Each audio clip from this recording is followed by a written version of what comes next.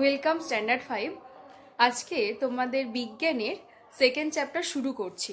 এই যে দেখো, আমাদের পরিবেশ এই বইটার মানব দেহ এই চ্যাপ্টারটা একটু শুরু করব। পুরো চ্যাপ্টারটা 2 থেকে 3টে ভিডিও ক্লাসের মধ্যে হবে। তোমরা একটু অলরেডি পড়া শুরু করে দিয়েছো। চলো আজকে প্রথমটা শুরু করা যাক।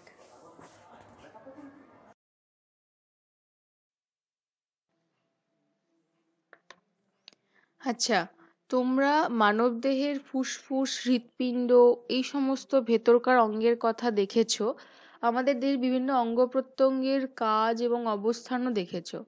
এই চ্যাপ্টারে আমরা আমাদের দেহের ত্বক, চুল, অস্থির গঠন এই সমস্ত অংশ নিয়ে একটু দেখব।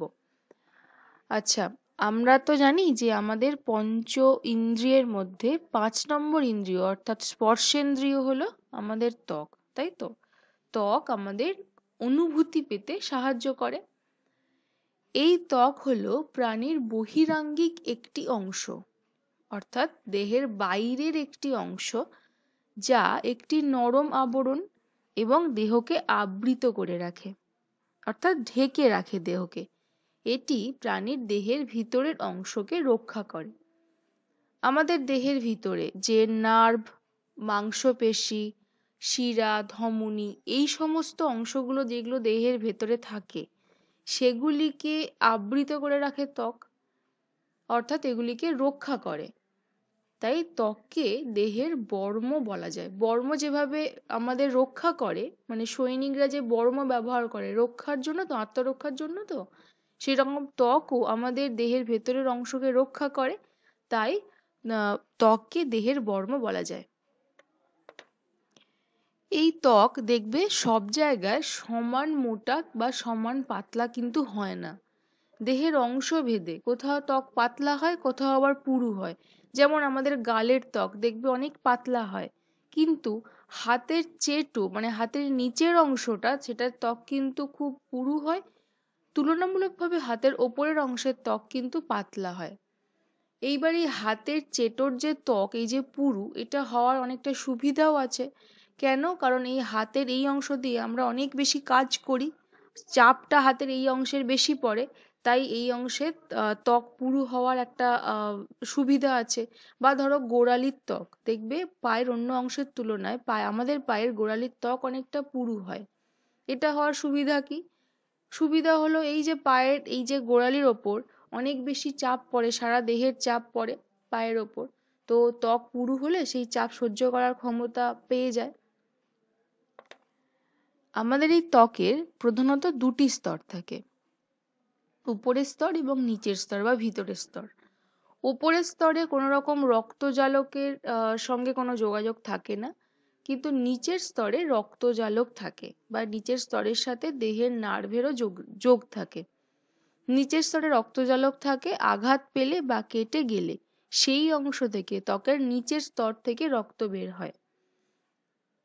গরম লাগলে, ধরো দেহের কোথাও যদি আমাদের ত্বকে কোথাও গরম লাগে বা আমরা বলতে পারি ছ্যাঁকা যদি লাগে, তখন উপরের স্তরে আগে গরম লাগে, গরম পেলে ওপরের এই স্তর বেড়ে যায়। কিন্তু নিচের স্তর তো সেই গরম পায় না, তাই সেটি বাড়ে না, উপরের স্তর বেড়ে গিয়ে ফুলে উঠে ফোস্কা পড়ে। উপরের স্তর থেকে ফোস্কা পড়ে এবং নিচের স্তর থেকে রক্ত বের হয় আঘাত লাগলে। আমাদের এই ত্বকের গঠনও কিন্তু বিভিন্ন হয়। দেহের বিভিন্ন মানে অংশের ত্বকের গঠনও কিন্তু সমান নয়। দেখবে আমাদের গালের ত্বক অনেকটা টান টান হয়, কিন্তু হাতের ওপরের অংশের ত্বক কিন্তু কোঁকড়ানো হয়। বয়স ভেদেও এই ত্বকের গঠন বিভিন্ন হয়ে যায়। যত বয়স বাড়ে ততটা ত্বকের টান টান ভাব কমে যায়, কোঁকড়ানো ভাবটা শুরু হয়। তোমরা এটা লক্ষ্য করে দেখে থাকবে। বা আমাদের ত্বকের দেখবে রঙও তো বিভিন্ন হয়, বিভিন্ন মানে কেউ বেশি ফর্সা হয়, কেউ বেশি কালো হয়। এই যে ত্বকের রঙের যে তারতম্য, এটি হয় মেলানিন নামক একটি রঞ্জকের উপস্থিতির জন্য।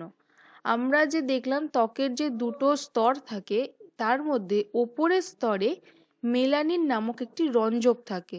সেই মেলানিন বেশি থাকলে ত্বকের রং কালো হয় এবং মেলানিন কম থাকলে ত্বকের রংটা ফর্সা হয়। এই মেলানিন কিন্তু আমাদের দেহের জন্য খুবই উপকারী। কেন? কারণ আমাদের দেহের ওই যে ওপরের ত্বকে মেলানিন থাকার জন্য এটি সূর্যের অতিবেগুনি রশ্মির প্রভাবের থেকে আমাদের ত্বককে বাঁচায়। মানে সূর্যের আলোর প্রভাবেই মেলানিন এবং ভিটামিন ডি আমাদের দেহে তৈরি হয়, সেগুলি আমাদের দেহের জন্য খুবই উপকারী। এবং সূর্যের যে ক্ষতিকারক অতিবেগুনি রশ্মি, সেই যেগুলো আমাদের ত্বকের জন্য খুব ক্ষতিকারক, সেগুলির হাত থেকে আমাদের দেহকে বা আমাদের ত্বককে বাঁচায় হলো এই মেলানিন। এবার দেখো চুল আমাদের দেহের কোথা থেকে তৈরি হয়? মাথা বা স্কিনের চুল বা লোম, এটি আমাদের ত্বকের ভেতরের স্তর থেকে তৈরি হয়। মানুষ ছাড়া অন্যান্য প্রাণীদেরও আমরা তাদের দেহে লোম দেখতে পাই। তাদের মধ্যে এক্সেপশন গুলো হলো গন্ডার বা সজারু। এদের দেখলে, গন্ডারের যে খড়গ সেটি দেখলে সাধারণভাবে চুল মনে হয় না, কিন্তু এই খড়গ হলো এদের দেহের চুল। একগোছা চুল খুব শক্তভাবে থাকে বলে এটা খড়গের আকারে থাকে। বা ধরো সজারুর কাঁটা, এটিও কিন্তু কাঁটা নয়, এটিও এদের দেহের এক ধরনের চুল বা লোম। এবার তোমরা তোমাদের বইয়ের পাতাগুলো একটু দেখো, একদম তোমরা একটু পড়া শুরু করে দিয়েছো। এই যে 1 নম্বর পাতার এইটা পড়বে পুরোটা, কিন্তু ছক পূরণ করার প্রয়োজন নেই, আমি লিখিয়ে দেব ক্লাস ওয়ার্কে। 2, 3 পাতা খুব ভালো করে পড়বে। গল্পের আকারে তোমাদের বইতে দেওয়া আছে, একদম 9 পাতা পর্যন্ত খুব ভালো করে পড়বে, ছক পূরণ করার প্রয়োজন নেই।